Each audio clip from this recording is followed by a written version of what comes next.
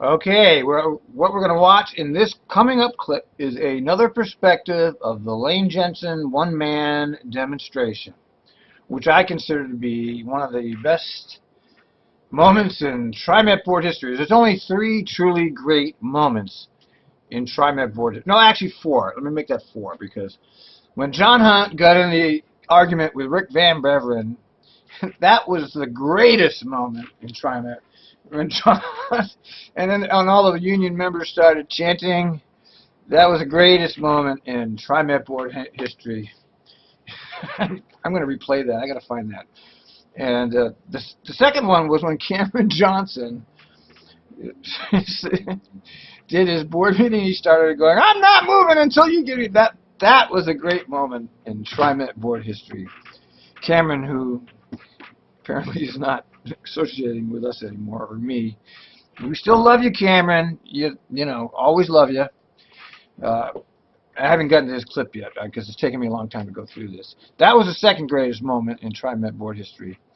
I think this is the third here. I'll give Lane the third, although this could be, it's tied for second with Cameron.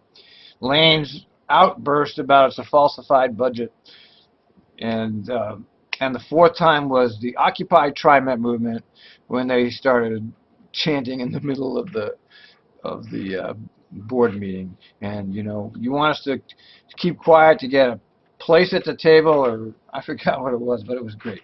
Those are the only truly great moments in board history. The only 4 times that I can recall off the top of my head where the normal process of the phony Trimet board was interrupted. And you know, and I have the greatest respect for the people that pull this stuff off.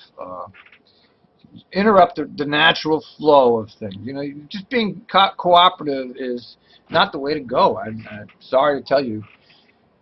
Being nice doesn't work. You know, Martin Luther King led the marches down the South. That wasn't nice for the people there. You know, Mahatma Gandhi had the sit-downs in India against the British. That wasn't nice for the British. I mean, being nice doesn't work. You have to have civil disobedience. Resolution 13-05-38. All those in favor of the motion signify by saying aye. Aye. Any opposed? Any abstentions? Hearing none, the motion is approved unanimously. You just approved a falsified budget. You just approved a falsified budget. I don't know him. The general manager is making $208,000, not $195.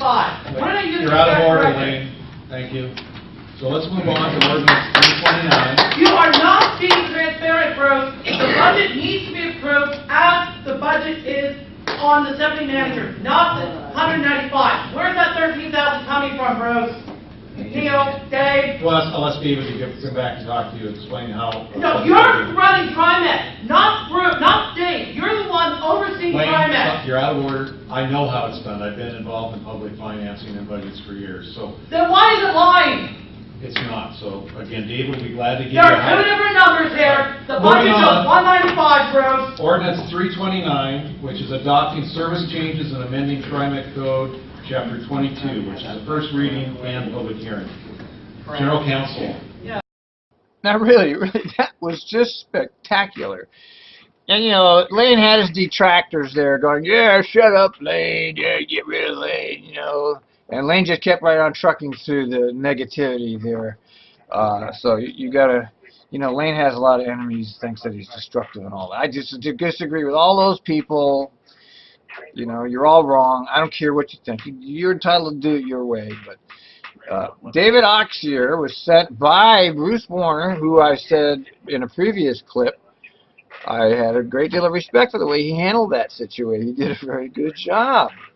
He didn't get upset. He was calm. You see a little bit of redness in his face, but and he didn't get the cops, or he didn't resort to extraordinary action. He was very good. He sent Dave Oxier, and Dave Oxier actually explained it to Lane. You know, that let's follow through on this, because Lane had some legitimate arguments that made sense about this.